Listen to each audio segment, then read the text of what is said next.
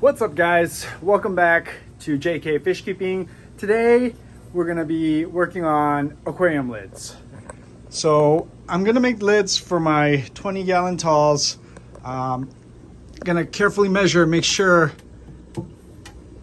what my cuts are gonna be. You always want to grab right to the end of the upper lip and where the lower lip is. So we're looking at about almost 23. Now, all of these tanks are slightly different. This one is a little more than 23. This one's 23 and a quarter. Or slightly over 23. And then going the other way, we're almost at about 11 and a half. Again, from the inside of the lip to the lip, we're at 11 and 3/4. Almost at 11 and a half. So this one's gonna be the biggest. So we're at Menards here, and these are the sheets I used. They're 4 foot by 8 foot, a little over $50, but they do have the 11% rebate going on all the time. And so I just grabbed one. I couldn't find any at other big box stores, so Menards had it. All right, so here is the plastic panel. The first thing we're gonna do is measure it, and we're gonna get that length of 23. So, we're right at 23. All right. I'm going to cut this way and cut that way. I'm just going to mark it all the way down. How you want to orientate it is important because the spines you want going long way so there's less bend inside when you put it on the tank. So depending which hand you are, so I'm right-handed, so I'm going to flip it around this way so I can cut off the right end. Another important thing, your blade. You want to make sure you pick the right blade. So I had this one on there. It says right here that it was for plywood. It has less teeth than this one, which has 120 teeth, and it says vinyl siding. So the plastic should work. The less teeth you have, the finer the cut, and it will give you a cleaner, more accurate cut.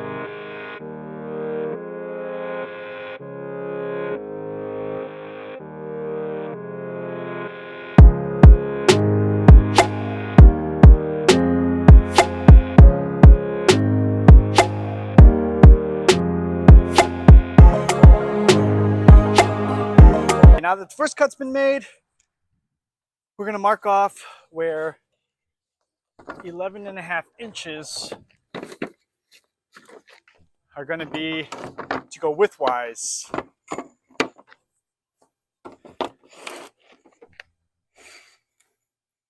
So what I do is I'll mark on both ends. 11 and a half.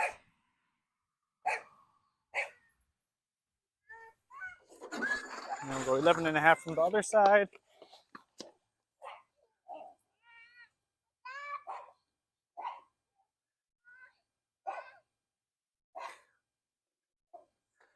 And then we'll line it all the way down.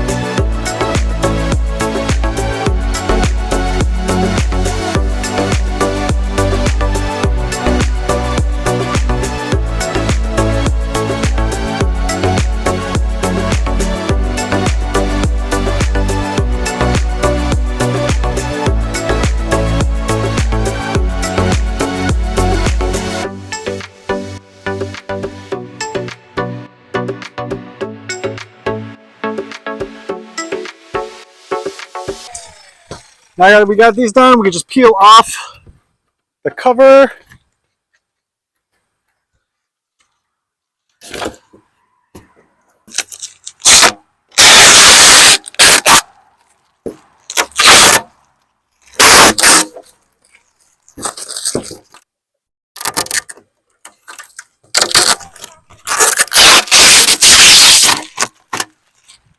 And there you go. You got your lid.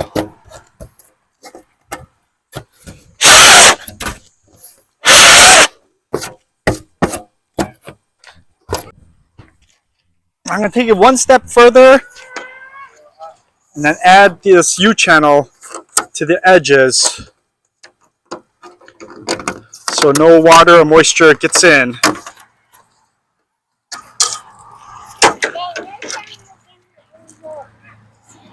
Kind of like that. So it gives it extra sturdiness and then prevents any water from going inside and getting trapped. All right, and then we'll just mark it here and then snip it off. All right, now I know some of my cuts were off by a little bit, but then we'll just dry fit it, and it looks actually really good. A little bit more can come off of the width, because it's just hitting the top rim. We want it to fit nice and snug in the bottom.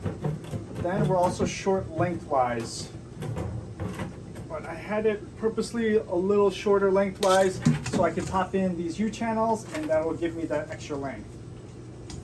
So, this guy, this one actually fits this middle one very well. So we'll leave it for that.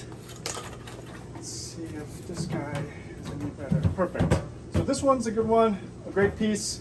You can see it's perfectly right in that outer rim. It's resting on the bottom rim. So we'll use this piece for this tank. Peel off just a layer. Pull out any dust particles that might be inside. Alright. So that is what it's going to look like. It's got, you know, it's pretty clear. I think it says like a 80 to 85% light transmission through it. And then I will just mark where I need to snip this U-channel. I was thinking about siliconing it inside so the holes are really sealed, but this is tight enough where I don't think I have to.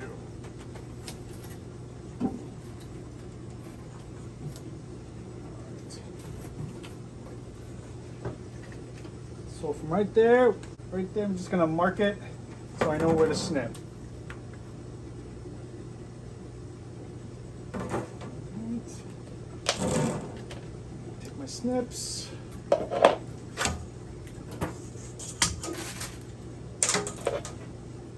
And let's go. Perfect.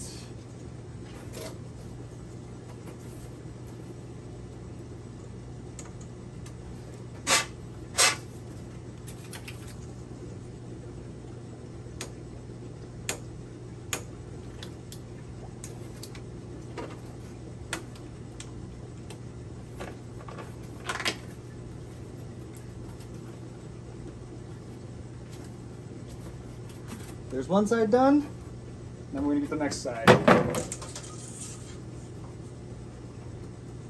Now this U-channel is not necessary, but I watched a couple videos about the pros and cons of doing these kind of lids.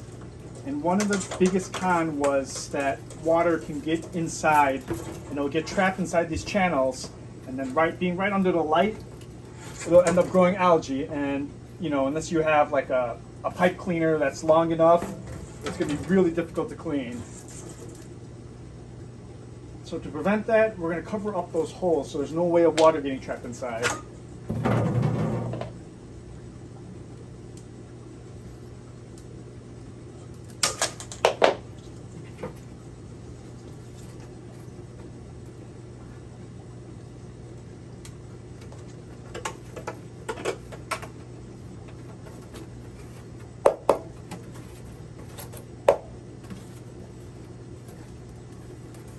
right, that's your lid.